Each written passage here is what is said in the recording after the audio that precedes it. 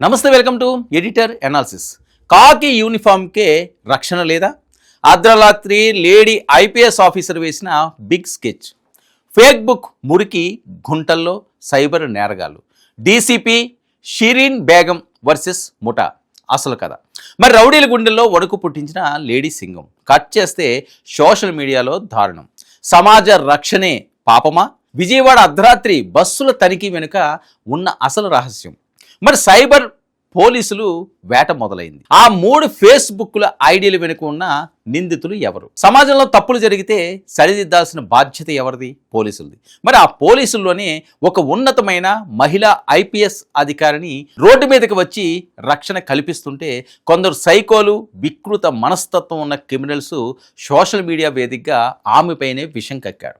Vijayawada traffic DCP Shirin బేగంపై ఫేస్బుక్లో జరిగిన ఆ అసభ్యకరమైన దాడి, దానికి సైబర్ క్రైమ్ పోలీసులు ఇస్తున్న దెమ్మదిరిగే కౌంటర్ ఏంటి ఇప్పుడు వివరంగా చూడండి.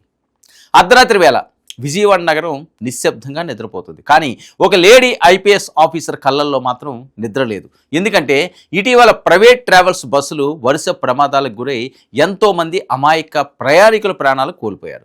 ప్రజల ప్రాణాలను కాపాడమే ధ్యేయంగా ట్రాఫిక్ డీసీపీ బేగం అర్ధరాత్రి స్వయంగా రోడ్డు మీదకు వచ్చారు. ప్రైవేటు బస్సులను ఆపి తనిఖీలు చేయడం ప్రారంభించారు. ఇది కేవలం తనిఖీ కాదు, ప్రయాణికుల ప్రాణాలకు రక్షణ కవచంలా నిలబడడానికి ఒక మహిళా అధికారిని చేసిన సాహసోపేతమైన ఆపరేషన్. అక్కడ ఆమె ఏం గమనించారో తెలుసా?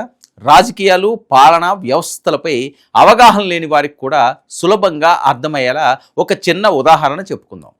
మనం ఒక అద్దె ఇంట్లో ఉంటున్నాం అనుకుందాం.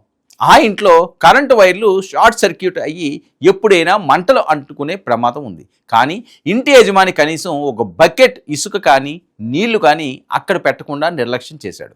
ప్రమాదం జరిగితే ఆ ఇంట్లో ఉన్న వాళ్ళంతా కాలిపోవాల్సిందే కదా. మరి సరిగ్గా బస్సుల్లో కూడా ఇదే జరుగుతుంది.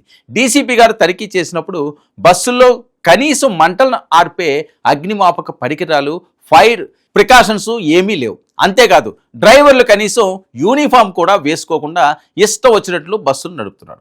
దీంతో ఆమె వారిని అక్కడికక్కడే నిలదీశారు. ప్రయాణికుల ప్రాణాలతో ఆడుకుంటే ఊరుకునేది లేదని కూడా గర్జించారు. ఈ మొత్తం తనిఖీకి సంబంధించిన వీడియోలను ఓ వ్యక్తి రికార్డ్ చేసి ఏప్రిల్ 1న ఫేస్బుక్లో అప్లోడ్ చేశారు.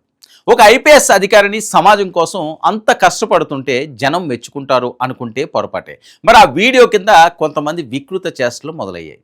నవీన్ దేవ్, బి నరసింహ, బిఎన్ఆర్, ఎంపవన్ అనే 3 ఫేస్బుక్ ఐడీల వెనుక దాక్కున్న సైకోలు. ఆ వీడియో కింద అత్యంత మురికి కామెంట్లు పెట్టారు. విధుల్లో ఉన్న డీసీపీ గారు యూనిఫామ్ వేసుకోకుండా డ్రైవర్లను ఎలా నిలదీస్తారు అంటూ ఆమె పరువు ప్రతిష్టలను దెబ్బతీసేలా అసభ్యకరమైన పోస్టులు వేశారు. ఇక ఈ సైబర్ నేరగాళ్ల మురికి కోతలకు వీడియో అప్లోడ్ చేసిన రాజు స్పందించారు. వెంటనే విజయవాడ సైబర్ క్రైమ్ పోలీసులకు ఫిర్యాదు చేశారు. చట్టం తన పని తాను చేసుకుపోతుంది అనుకుంటే కాదు, ఈసారి పోలీసులు ఒక రేంజ్లో యాక్షన్లోకి దిగారు. ఒక ఉన్నతాధికారిని, అది కూడా సమాజం కోసం అర్ధరాత్రి కష్టపడుతున్న మహిళా ఐపీఎస్ అధికారిని అవమానిస్తే ఎంతటి శిక్ష పడుతుందో చూపించడానికి సైబర్ క్రైమ్ పోలీసులు అటాక్ మోడ్లోకి వెళ్లారు. తక్షణమే నిందితులపై కేసులు నమోదు చేసి తెర వెనుక దాక్కున్న ఆ ముఠాను పట్టుకోవడానికి స్కెచ్ వేశారు. సైబర్ పోలీసులు ఇప్పుడు ఒక అంతర్జాతీయ సంస్థతోనే పోరాడడానికి దిగారు. ఆ 3 ఫేస్బుక్ల ఐడీలను వాడుతున్న అసలు వ్యక్తులు ఎవరు, వాళ్ళ అడ్రస్ ఏంటి, వాళ్ళ ఫోన్ నెంబర్లు ఏంటి అనే పూర్తి సమాచారాన్ని వెంటనే ఇవ్వాల్సిందా ఫేస్బుక్ మెటా సంస్థకు అధికారికంగా నోటీసులు పంపారు. తెర వెనుక ఉండి దొంగ ఐడీలతో మహిళలపై, అధికారులపై కామెంట్లు పెట్టి తప్పించుకోవచ్చు అనుకునే ప్రతి ఒక్కరికి ఇది ఒక పెద్ద హెచ్చరిక. ఫేస్బుక్ నుంచి సమాచారం రాగానే ఆ 3 నిందితుల కాళ్లకు బేడీలు పడడం ఖాయం. మరి సమాజంలో చట్టం, ఆర్డర్ అనేవి అందరికీ ఒకటే. చదువుకున్న వారైనా, చదువు రాని వారైనా సరే ఒక మహిళను, విధుల్లో ఉన్న అధికారిని గౌరవించడం నేర్చుకోవాలి. అర్ధరాత్రి పూట ప్రయాణికుల రక్షణ కోసం రోడ్డు మీదకి వచ్చిన డీసీపీ బేగం గారి లాంటి ఆఫీసర్లకు మద్దతుగా నిలవాల్సింది పోయి ఇలా మురికి కామెంట్లు పెడితే జైలు గోడల మధ్య చెప్పకూడు తిరగ తప్పదని సైబర్ పోలీసులు రుజువు చేస్తున్నారు.